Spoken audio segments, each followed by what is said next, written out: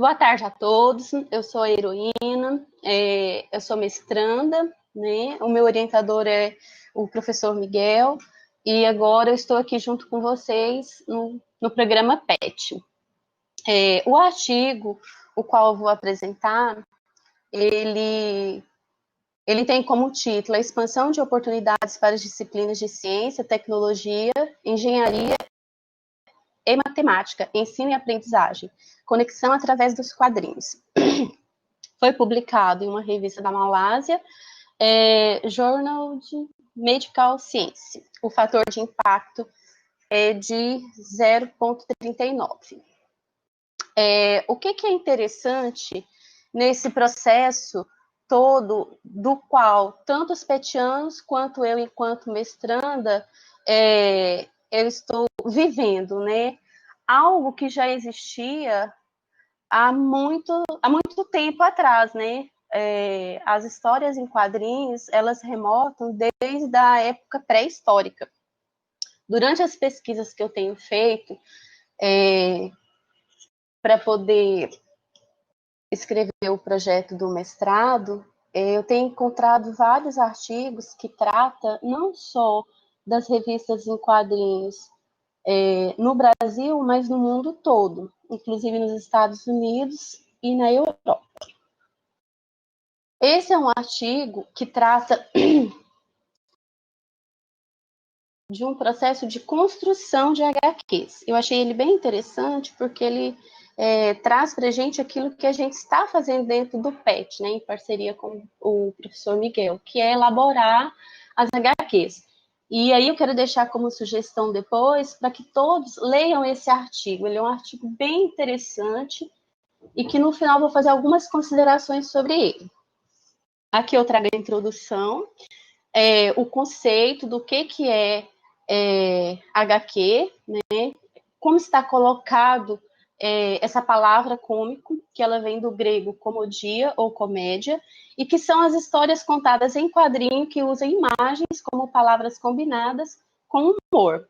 Então, é aquilo que a gente já conhece. A grafia utilizada, comics, quadrinhos, HQs e gibis. Então, para cada país, ou para cada língua, utiliza-se um formato de escrita, mas o significado é o mesmo, né? E o que é interessante falar aqui também é que... Vou voltar aqui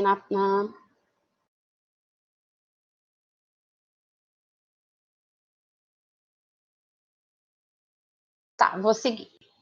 Então, aqui, ainda na introdução, os quadrinhos enquanto ferramenta pedagógica, elas remontam à data de 1940 com foco na alfabetização. Como esse artigo ele foi escrito na Malásia, na Indonésia, no continente asiático, dentro das minhas pesquisas, a gente traz as HQs também no Brasil aproximadamente nessa década. Então, é um surgimento que aconteceu nos diversos países, mais ou menos no mesmo tempo cronológico. Era muito utilizado inicialmente na alfabetização de alunos e hoje é muito utilizada também nos cursos de graduação, inclusive nos cursos de medicina, né, os cursos relacionados à área da saúde. Trago aqui uma referência de Mark Vickel, 2007, que afirmou que os desenhos animados podem ser usados para aprimorar e apoiar a aprendizagem que se passa em qualquer sala de aula de maneiras versáteis e criativas, que foi o que eu acabei de dizer.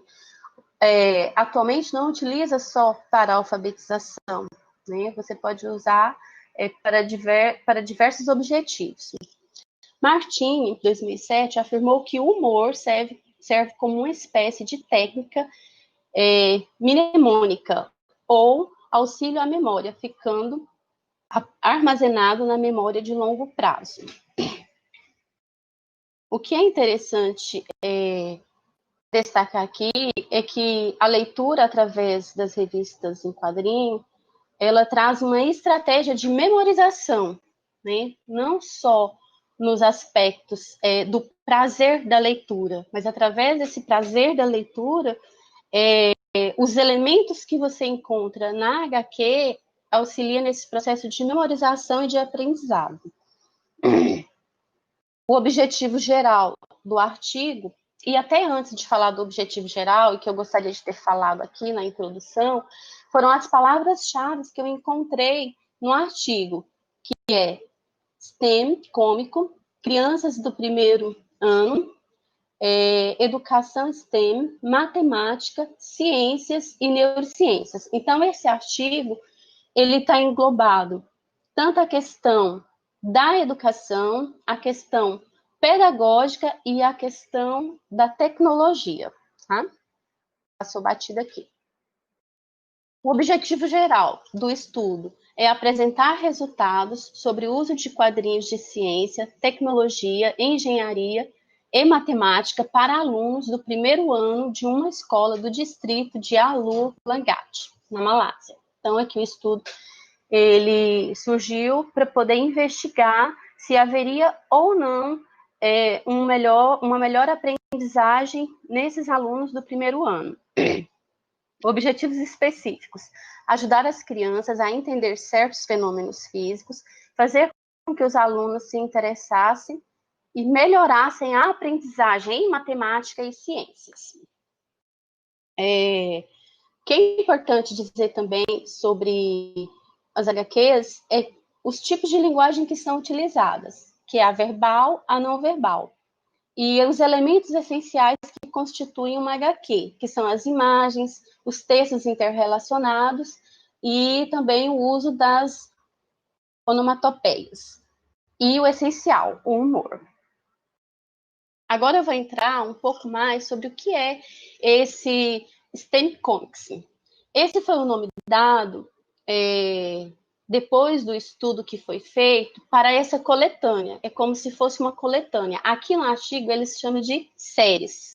Então eles fizeram primeiro um estudo do planejamento educacional e da divisão de pesquisa, que é a base curricular do distrito de Alu, para que esse estudo, para que essa coletânea, essa série de gibis acontecesse, primeiro eles fizeram esse estudo com esse planejamento, e aí eles pontuaram algumas situações ou alguns objetivos para que fosse implantado essa série. E um deles era que essa série ela deveria ser usada como uma das etapas para introduzir o material didático significativo. Então, eles não simplesmente sentaram para elaborar as revistas. Pelo contrário, primeiro eles foram lá na base, lá no currículo, estudaram e destacaram quais eram os conteúdos que se interrelacionavam entre matemática e ciências, porque para que esse material ele fosse pré-livro didático, mais ou menos isso. E a construção foi a partir dos conteúdos pedagógicos, que eu já falei, envolvendo os professores de ciência e matemática, num total de 13 professores.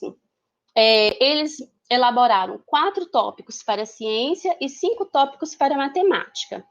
A coleção ela tinha 5 personagens e a ilustração foi feita por 2 professores da Faculdade de Artes e por acadêmicos usando o Adobe Photoshop e o Soft Adobe Illustrator. Então, eles fizeram um estudo primeiro dentro da escola e buscaram apoio junto às faculdades.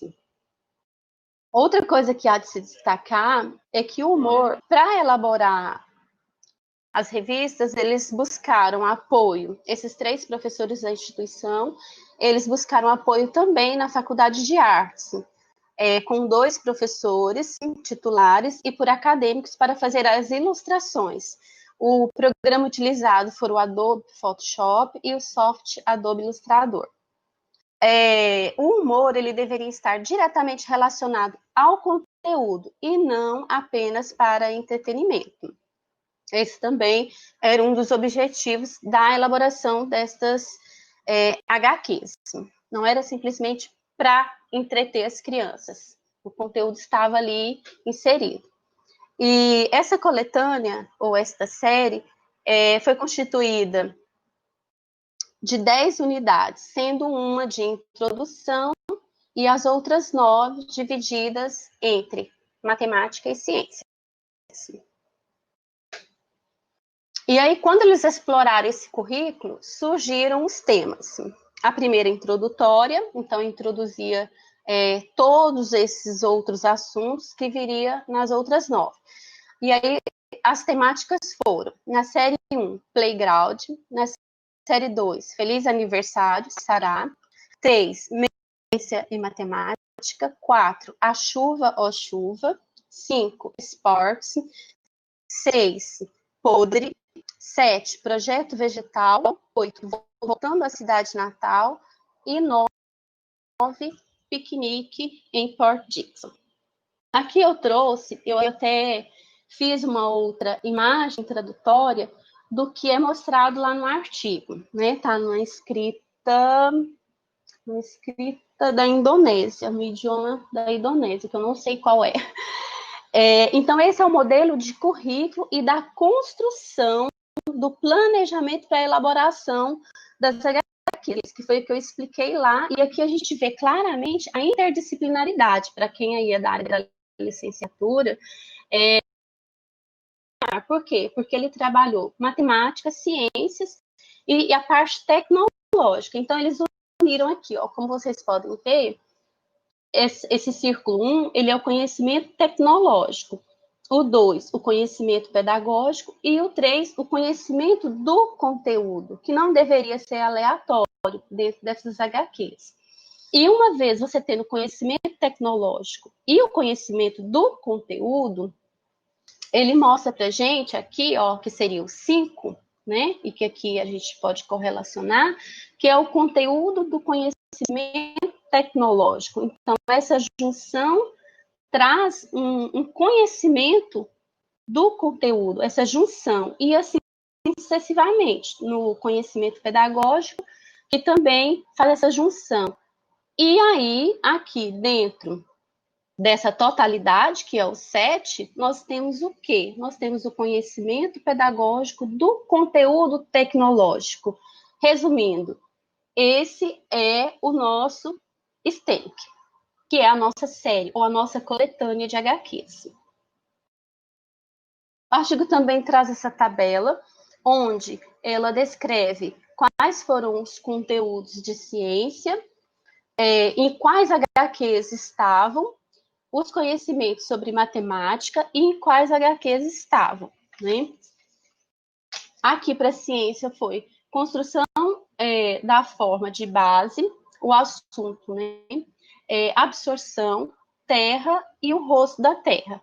Para matemática, ele trabalhou espaço, dia, mês e relógio, gestão de dados, medidas de tamanho e duas dimensões. É interessante aqui nessa tabela, e aí eu trouxe para cá, essa tabela ela não está lá no artigo, mas aí para mostrar um entendimento maior, é que o mesmo assunto que estava, por exemplo, aqui, num assunto de ciência, num conteúdo de ciência que era construção, também estava no espaço que era um conteúdo de matemática. Então, aquele aluno que estava estudando sobre a construção e ciência, automaticamente ele também estava estudando sobre espaço, né? E aí, na série 1, tinha a construção de forma e base espaço. Na série 2, a construção de forma de base, dia, mês, face do relógio. Na série 3, a construção de formas de base, gestão de dados, né? E aqui você consegue visualizar de qual disciplina. A 4, absorção, medidas e tamanhos. 5, absorção, medidas e tamanhos. 6, também. 7, terra, medidas e tamanhos. A 8, ciências, a HQ da série 8, ela foi trabalhada apenas em ciências. E a 9, que trabalhou em ciências, face da Terra, e matemática no conteúdo bidimensional. Outra coisa muito interessante é que eles desenvolveram assim apenas 5 personagens. nas 10 HQs, constava sempre os mesmos personagens, né? Eles fixaram os personagens, que foi o professor Megant, a garota, o garoto, a mãe e o pai. Aqui a gente consegue ver a coletânea ou a série de revistas ilustradas. E aí tem as características, né, do povo indonésio. E aí chegamos na metodologia. Trouxe os materiais e os métodos. Aqui na metodologia,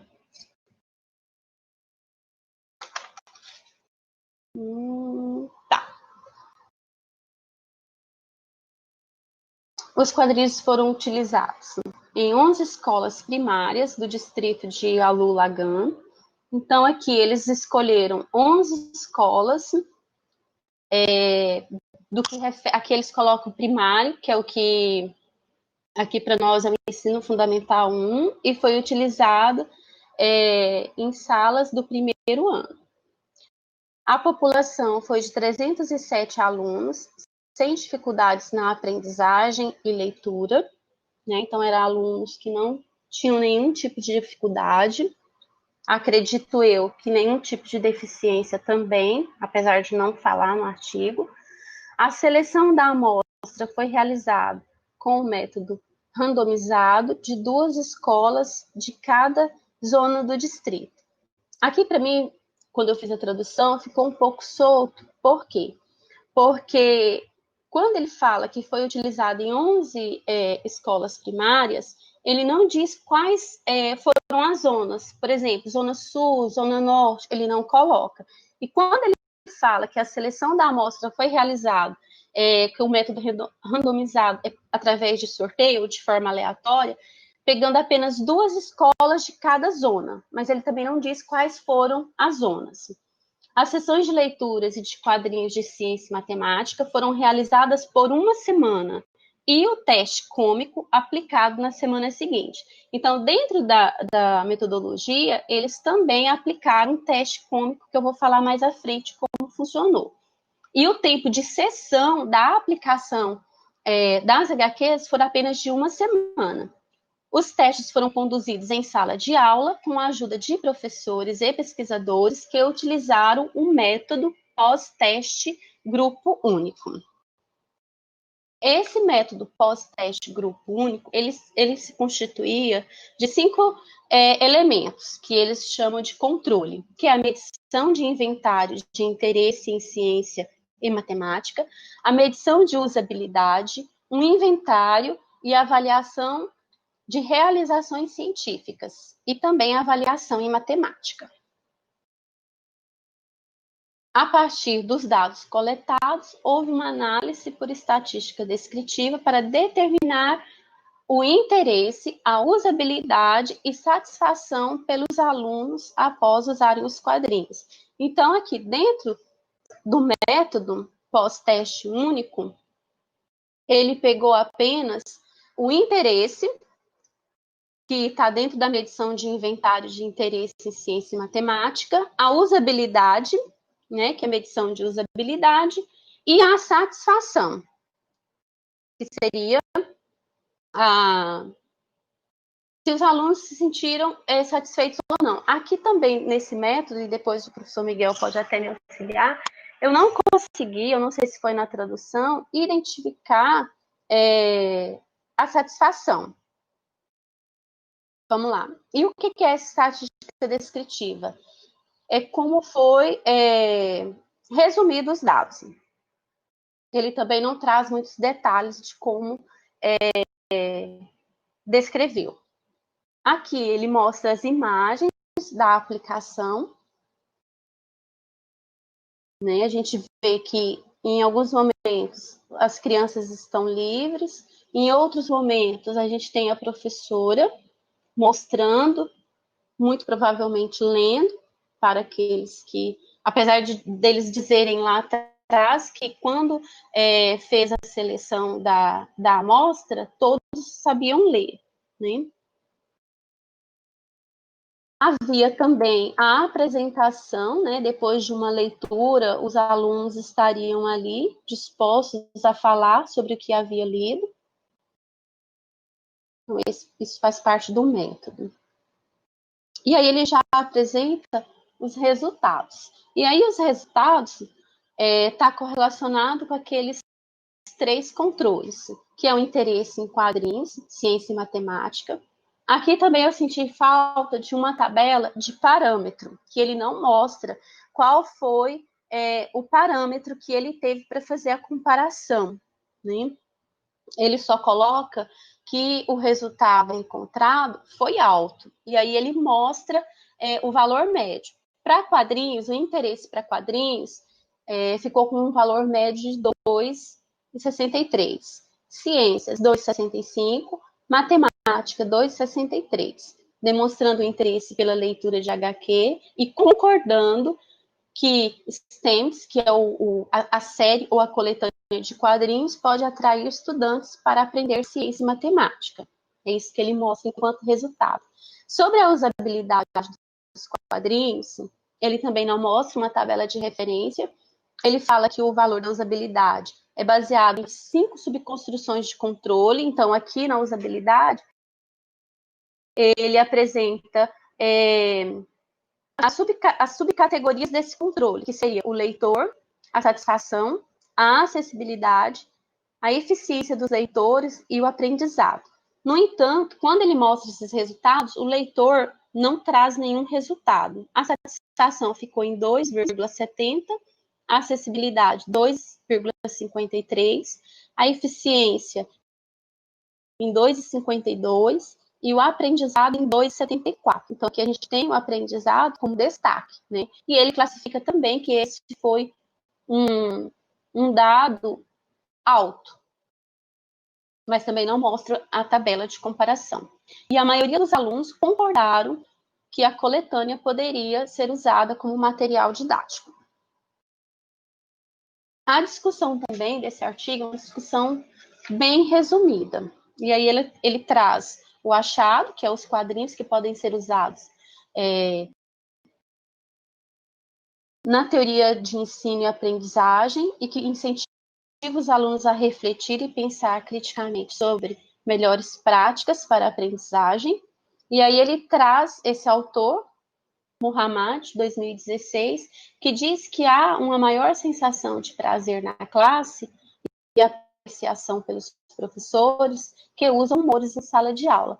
E aí, como lá no início do artigo, a gente tem as palavras-chave, e dentro das palavras-chave a gente tem neurociência cognitiva, aqui ele traz, dentro da minha compreensão, pela primeira vez, algo que fala sobre realmente a parte cognitiva, porque vários autores defendem que a questão da afetividade, inclusive para nós da educação física, ela é muito importante no desenvolvimento da aprendizagem. E aqui ele associa principalmente a figura do professor, né?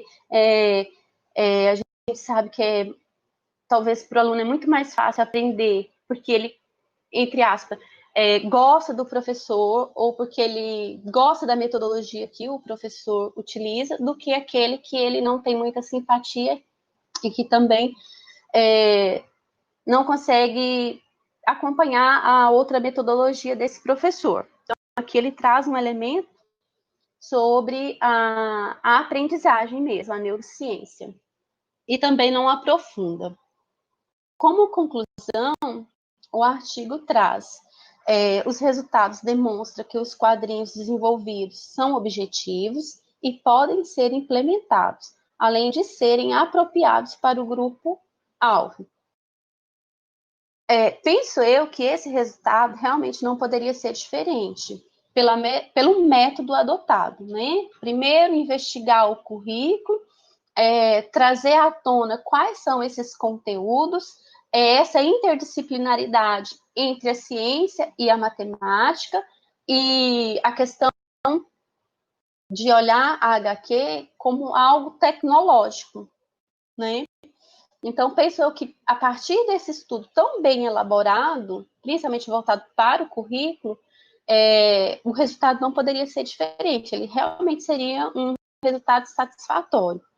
Quanto à usabilidade do quadrinho, principalmente no controle 5, que foi o que se destacou dentro do estudo, que é o controle de aprendizado, fica evidenciado que o seu uso auxilia nos melhores resultados da aprendizagem dos conteúdos de ciência e matemática.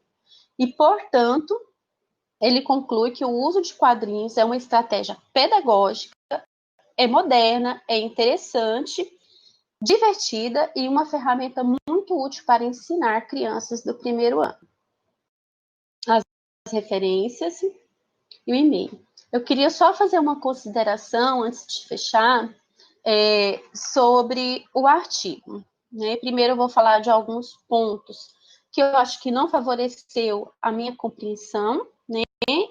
E que a gente, enquanto pesquisadores, né, e vocês estão dentro do grupo, precisa sempre ter essa atenção na hora de ler um artigo, né?